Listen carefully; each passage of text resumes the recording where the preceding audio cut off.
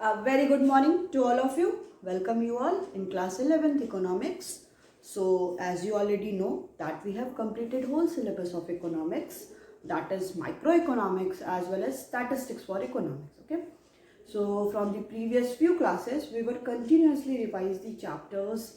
We have done numerous questions of the statistics for economics. We have again and again doing the numerical questions of the statistics in which students are suffering mainly most of the problem in that chapters, like calculation of the central tendency, in which we have discussed the calculation of the mean, median as well as mode. After that we have started the measures of the dispersion. So in this, due to COVID, your syllabus has been reduced, so you only need to you have to study only the standard deviation and the coefficient of variation, and after that we have studied the Lorentz curve. We have continuously making the videos on the that topic, as well as we have also solving those numerical questions in the online classes too. Okay, so after that we have started the chapter that is correlation. Okay, so we have already discussed what is the different methods like scatter diagram method as well as the Carl Pearson's coefficient of correlation, but rank correlation is deleted from your syllabus. Next topic that we have started, that is index number. So index number also we have completed. So in the index number, what we have discussed, so what is the meaning of the index number, what are the different features and the characteristics of the index number. Next topic that we have started, that is advantages of the index numbers, problems while constructing the index number. After that, limitations of the index number. After that topic we have started the what are the different methods of the constructing the index number. So it is divided into two, that is unweighted index number or the weighted index number. So unweighted index number is further divided into two, that is simple aggregative method or the simple average of the price relative method. We have done ample questions or ample examples of that topic. After that we have started the weighted. So in this weighted aggregative we have studied, and the weighted average of the price relative. So we have discussed about the topic, that is methods like Lespier method, Paasche method and the Fisher's method. After that we have started some important index number like Sensex, consumer price index, wholesale price index. So industrial production index has been deleted from your topic. So all these we have already discussed in the previous classes. In today's class, again we are moving to the microeconomics. Okay, so in the microeconomics we are going to start the topic, that is theory of demand. So what is demand, what are the different law of demand and different factors affecting demand? We have already discussed all these topics. Still we are going again and again to that topic, that more of the confusion you have removed from your mind. Okay, जैसे आप लोग जितनी confusion हो रही है वो आपकी दूर होती चली जाए. ठीक है, तो इससे रिलेटेड हम कुछ न्यूमेरिकल क्वेश्चंस भी करेंगे क्लास में, कि अगर प्राइस इंक्रीज हो रही है या डिमांड डिक्रीज हो रहा है तो in that case what will happen, what will the elasticity of demand and so on. So in today's class we are going to start this chapter, theory of demand. Okay, so let's get started.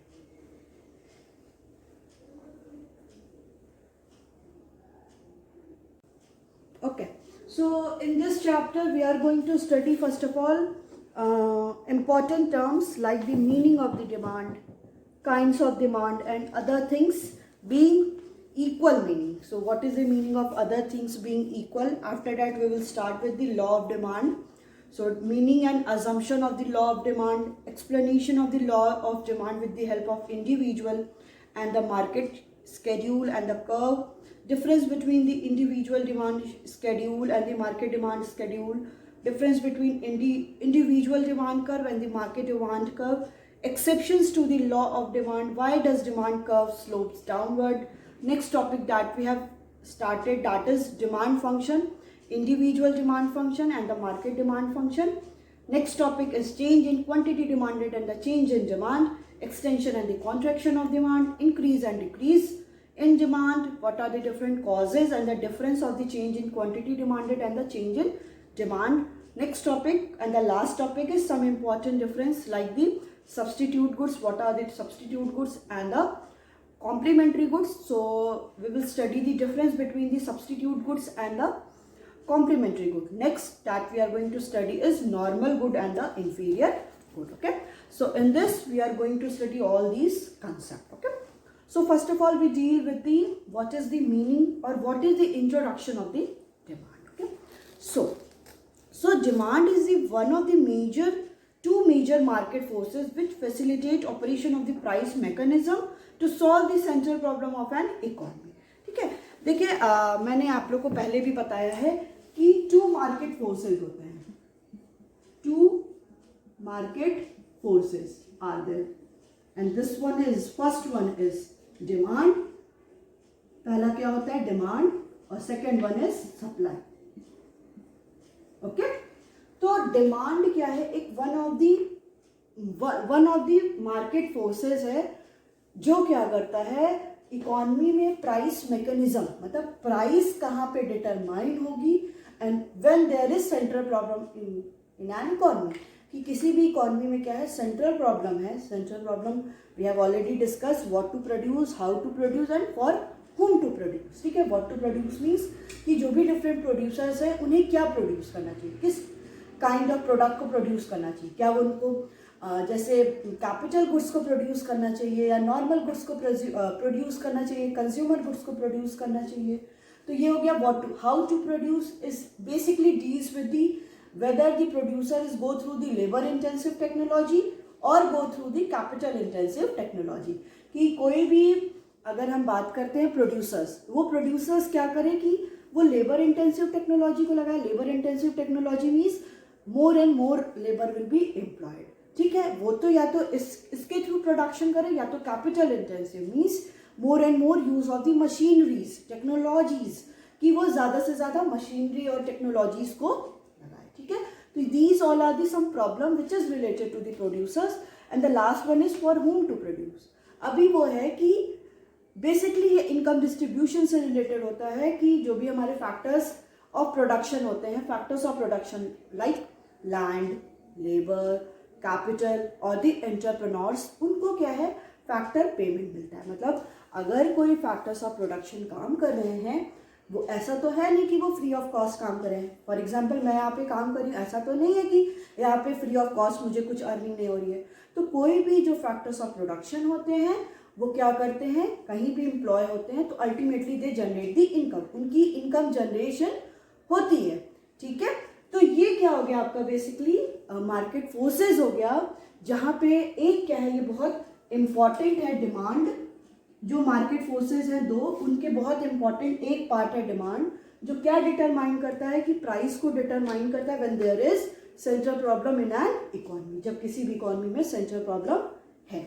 ठीक है, so what, how and for whom to produce depend upon the price mechanism which ultimately depends upon the demand. कि जो भी different central problem है like what to produce, how to produce and for whom to produce, वो क्या होता है, वो depend किस पे करता है कि प्राइस मैकेनिज्म की प्राइस कहाँ पे डिटरमाइन होगी, या प्राइस अगर डिटरमाइन हो रही है तो क्या प्राइस होगी कि जैसे वो प्रोडक्शन करें. और प्राइस किस पे टोटली डिपेंड अप होती है, जैसे अभी हम लोग देखते हैं different central problem of an economy. Central problem of an economy वो किस पे डिपेंड होती है, प्राइस मैकेनिज्म पे. And the price mechanism is ultimately depend upon the demand. कि अगर देखिए प्राइस मैकेनिज्म, प्राइस वहीं पे डिटरमाइंड होगी जहाँ पे डिमांड और सप्लाई इंटरसेक्ट करेंगे. तो डिमांड के ही थ्रू हम प्राइस मैकेनिज्म की, अगर किसी चीज़ की डिमांड क्या हो गई है, बहुत ज़्यादा हो गई है, तो उसी के अकॉर्डिंग प्राइस मैकेनिज्म, प्राइस भी डिटरमाइन होगी. और जब प्राइस जहाँ पे डिटरमाइन होगी वही सेंट्रल प्रॉब्लम जो ऑफ एन इकोनॉमी है वहाँ पे इसका सॉल्यूशन निकल जाएगा. तो ये क्या है, सर्कुलर फॉर्म में चलता है कि अगर what to produce, how to produce, for whom to produce को अगर हमें डिटरमाइन करना है, ये किस पे टोटल बेस्ड है, प्राइस मैकेनिज्म पे. और प्राइस मैकेनिज्म किस पे बेस्ड है, डिमांड पे. Right, So in this chapter, we will study demand of a commodity and various factors affecting like price of the commodity, price of the related goods, income of a buyer. इस chapter में हम क्या पढ़ेंगे? पहले demand पढ़ेंगे कि demand होता क्या है, वांट और नीड, ये सब में डिफरेंस क्या है. हम लोग लेमैन क्या बोलता है कि want and need and demand is same, but economics क्या कहते हैं, ये डिफरेंट है. डिमांड में वांट अलग है, डिजायर अलग है, need is different and the demand is also different. ठीक है, तो हम ये पढ़ेंगे. फिर फैक्टर्स अफेक्टिंग डिमांड पढ़ेंगे कि कौन कौन से ऐसे फैक्टर्स हैं जो डिमांड को अफेक्ट करते हैं. ठीक है, फिर डिफरेंट वाई हमको increase in demand, decrease in demand, contraction in demand, extension of demand. So we will study all these topics. So first of all we deal with the concept of demand, कि demand का concept क्या है.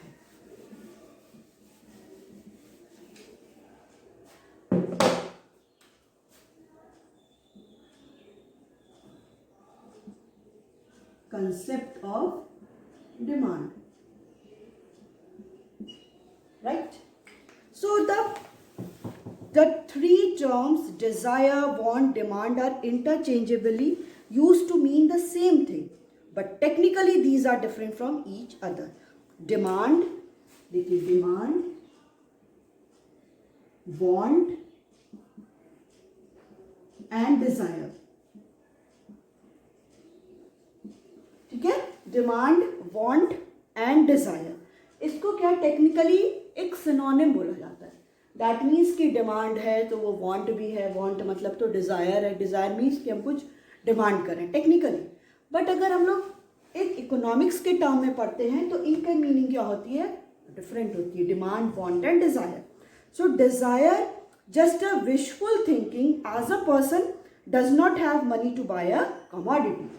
Dzire होने का मतलब है कि किसी चीज की बहुत ज्यादा डिजायर होना, हमें वो चीज बहुत चाहिए, हमारा विशफुल थिंग है, मतलब हम विश करते हैं वो चीज हमारे पास हो, but due to lack of money मेरे पास वो सामान नहीं है. फॉर एग्जाम्पल मैं डिमांड कर रही हूँ मर्सिडीज की, नहीं मेरे पास काश मर्सिडीज होती, BMW होता या एक बहुत बड़ा बंगलो होता. ये मेरी विश है, ये मेरी डिजायर है, but I don't have enough money to purchase all these things. But मेरे पास उनको परचेज करने का उतना पैसा नहीं है. ये क्या हो गया, आपका डिजायर हो गया. ठीक है, इसको हम लोग क्या बोलते हैं, इसको हम लोग बोलते हैं डिजायर. ठीक है, नेक्स्ट है आपका want. So a want, a desire become a want. Desire क्या है, वो वांट हो जाती है if it is supported by ability to pay and willingness to spend. वही डिजायर वांट में कन्वर्ट हो जाती है जब हमारे पास एक विलिंग भी हो जाते हैं और कैपेबल भी हो जाते हैं कि हम उसको पे, उसको परचेज कर सकें. मतलब कि यहाँ पे डिजायर हो गया फॉर एग्जांपल कि मुझे मर्सिडीज चाहिए. यही डिजायर वांट में कब चेंज हो जाएगा, जब हमारे पास एबिलिटी भी हो जाएगी, मतलब मेरे पास अब इतना इनफ अमाउंट मनी है कि मैं इसको परचेज कर सकूँ एंड विलिंग भी है, मैं बहुत ज़्यादा विलिंग भी हूँ, मैं बहुत चाह रही हूँ कि मेरे पास क्या हो, वो मर्सिडीज हो जाए. Right, next one is demand. Wants become demand when a person is willing to purchase the commodity in a market at a particular price and at a given period of time.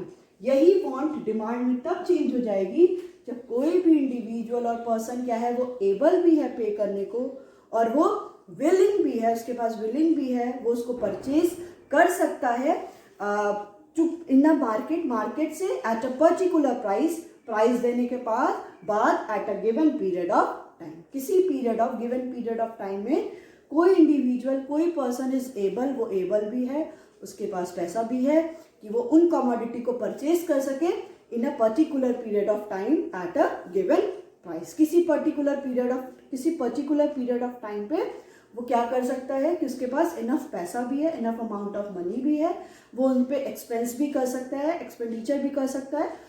Price है क्योंकि उसको उसके price में पता है कि इतना price को देने के बाद उसे वो कमोडिटी मिल जाएगी eight a given period of time. Right, अब आपको बेसिक एज ए इकोनॉमिक्स आपको ये डिफरेंस समझ में आया होगा कि ये डिफरेंस क्या होता है कि demand, want and desire. Desire means कि आपको कोई चीज़ विश है, आप चाह रहे हो कि ये कमोडिटी में पास हो, but you don't have enough amount of money to purchase those things. Desire becomes the want when you have the ability as well as you have desire, and you are also able to purchase those things, and you are also willing at the same time. And want becomes the demand when any individual or person is able to pay and able to purchase that commodity in a market when the price of the commodity is given at a particular period of time. किसी particular period of time पे वो उन commodity को क्या कर सकता है, price देके पेमेंट करके वो उन commodity को परचेज कर सकता है. So this is the basic difference between the demand, want and desire, right? अब हमें पढ़ना है बस डिमांड कि डिमांड होता क्या है. Demand of a commodity. So demand for a good is defined as the quantity of a good a consumer is willing to buy at a particular price during a given period of time. इसमें क्या हो गया, कोई भी good की demand वो situation होती है, वो पीरियड होता है जब quantity of a good a consumer is willing to buy. जब कोई भी कंज्यूमर क्या है, वो विल कर रहा है वो उन कमोडिटी को क्या करे, परचेज करे. कब, and he is willing to buy, वो विल कर रहा है कि वो उन कमोडिटी को परचेज करे व्हेन देयर इज, वो पर्टिकुलर उस प्राइस की कमोडिटी की प्राइस दी हुई है at a given period of time. किसी गिवन पीरियड ऑफ टाइम पे कोई भी कंज्यूमर क्या है, एबल है and willing also, he is also willing to purchase those commodity at a particular price in a given period of time.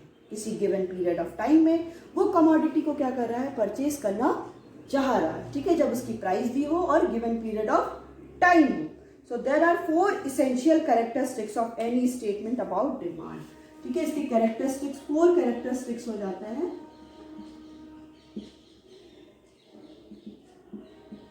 ठीक, पहला है इसका क्वांटिटी ऑफ द गुड, कि there should be a quantity of good. ऐसा नहीं है कि वो डिमांड किसी पता नहीं किसकी कर रहा है, कुछ पता तो होना चाहिए कि वो डिमांड किसकी कर रहा है.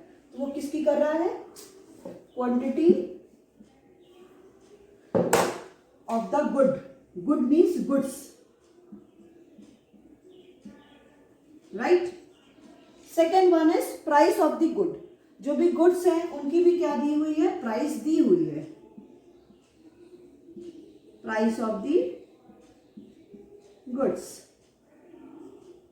Third one is willingness to pay buy. और ऐसा नहीं है कि सब कुछ क्वांटिटी गुड की दी हुई है, प्राइस दिया हुआ है, but he is not willing. वो विलिंग भी होना चाहिए, वो उसको परचेज करने के लिए. ऐसा नहीं है कि वो परचेज ही ना करे, वो परचेज करेगा and the given period of time. जो टाइम पीरियड भी है वो भी दिया होगा. ऐसा नहीं है कि वो कभी भी बाय कर रहा है. गिवन पर डे में, पर आवर में वो कितनी कमोडिटी को बाय कर रहा है, उसको हम लोग बोलते हैं गिवन पीरियड ऑफ टाइम. ठीक है, सो ये क्या हो गया, कैरेक्टरिस्टिक्स हमने इसके 4 देखे. 4 में सबसे पहला है आपका quantity of the good. Good की क्या होनी चाहिए, क्वांटिटी होनी चाहिए. Price of the goods, goods की प्राइस भी होनी चाहिए. एंड एनी कंज्यूमर और a person is also willing to buy those goods and the period, given period of time is also given. जो पीरियड ऑफ टाइम है वो भी क्या होना चाहिए, ऐसा नहीं कि वो गिवन ही नहीं है, वो भी होना, गिवन होना चाहिए. तो ये हो गया आपका demand, right. So any one definition is given by the Professor Benham. ठीक है, so the demand for anything at a given price is the amount which will bought per unit of time or that price. ठीक है, कि कोई भी किसी भी commodity की डिमांड वो होगी जब कोई भी इंडिविजुअल एबल है, विल कर रहा है इसको बाय करने के लिए, जब उसकी प्राइस भी दी होगी और गिवन पीरियड ऑफ टाइम भी होगा. ठीक, next topic that is kinds of demand.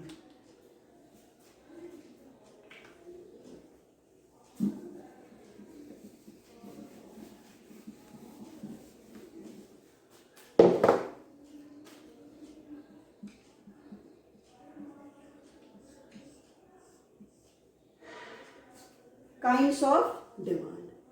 So on the basis of factors affecting the quantity demand, कि कौन से ऐसे फैक्टर्स हैं जो डिमांड को अफेक्ट कर रहे हैं। ऐसा नहीं है ना कि हम कोई चीज़ डिमांड कर रहे हैं, तो कुछ ऐसे फैक्टर्स होंगे जो उसको अफेक्ट कर रहे होंगे, वो अभी हम पढ़ेंगे बाद में। तो on the demand of any product में बी डिवाइडेड इनटू 3 टाइप्स, ठीक है। अब उन जो भी डिफरेंट फैक्टर्स है जो अफेक्ट कर रहे हैं डिमांड को, उनके according to that there are 3 kinds of demand, ठीक है। First one is price demand,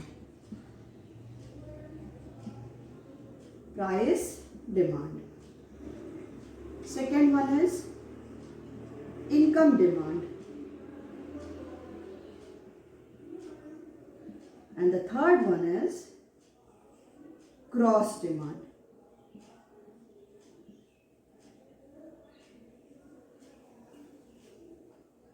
ठीक है, तो पहला आपका क्या हो गया, price demand, second one is income demand and the third one is gross demand.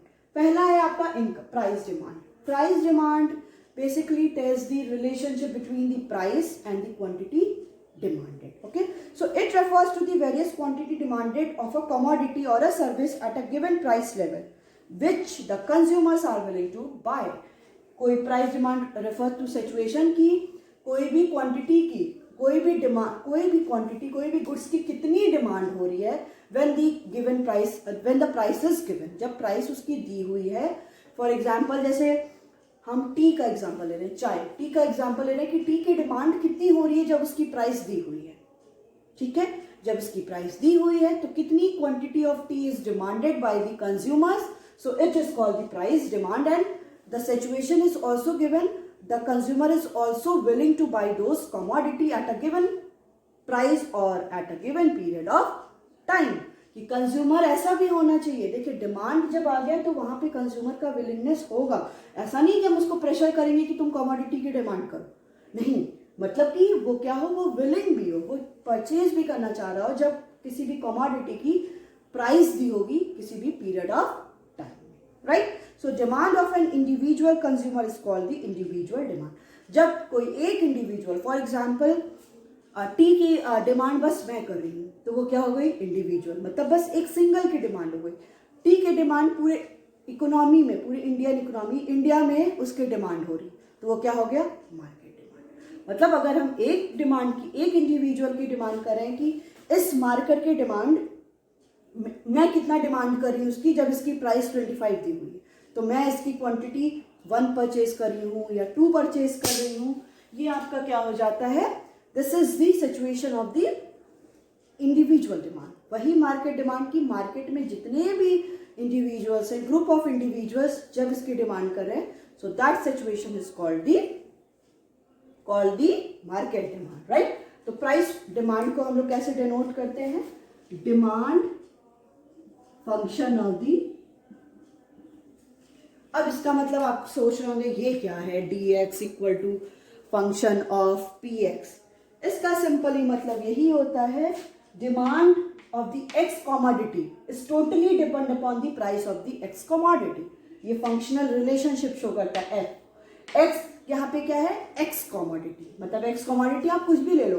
अभी हम लोग, आप लोग देखते हो कि मैथ्स या किसी में हम लोग को कोई चीज़ नहीं दिया होता है तो हम एक्स वाई और ए बी अज्यूम कर लेते हैं, यहाँ पे भी सेम थिंग है।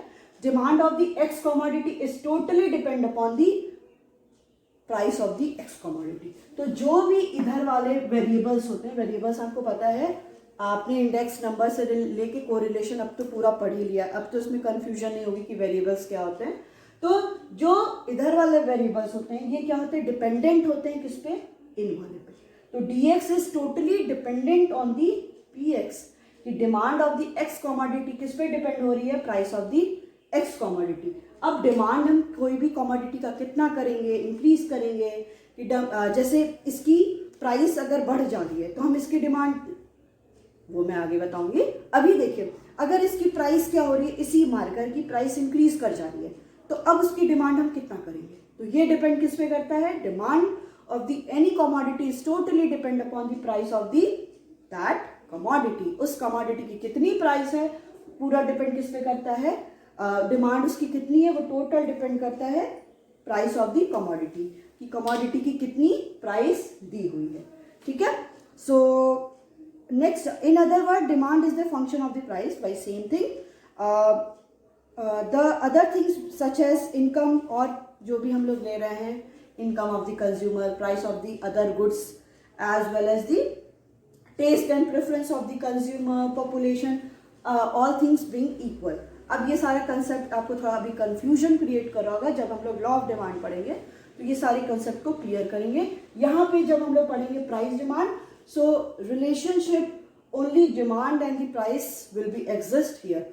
और जो भी है कि कंज्यूमर की इनकम कितनी हो रही है, कंज्यूमर और किसी और मार्कर को तो डिमांड नहीं कर रहा है, किसी और कंपनी के, जैसे ये 8 लाइन का है तो कंज्यूमर ऐसा तो नहीं है कोई और कंपनी के उसको डिमांड कर रहा हो।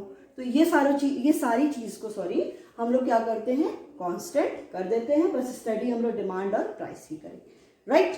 Next one is income demand.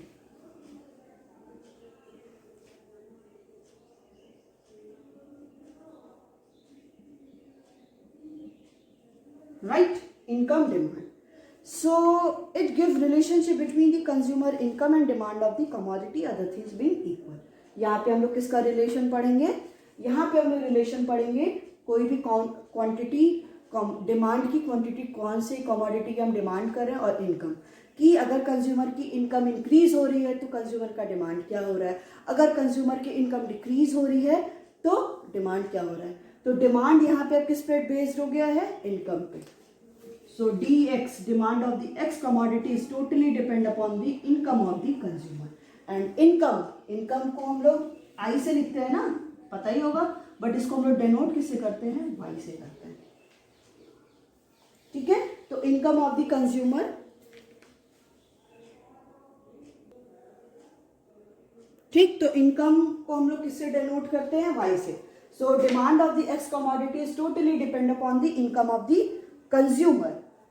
मैंने बोला कि Y से डिनोट करते हैं। अब ये देखो डिमांड क्या है, वही एक्स कमोडिटी, ये डिपेंडेंट वेरिएबल हो गया और Y इंडिपेंडेंट वेरिएबल हो गया, क्योंकि DX पूरा किस पे डिपेंड हो रहा है, इनकम ऑफ द कंज्यूमर पे, right. So the demand of the commodity X depends upon the income of the any consumer.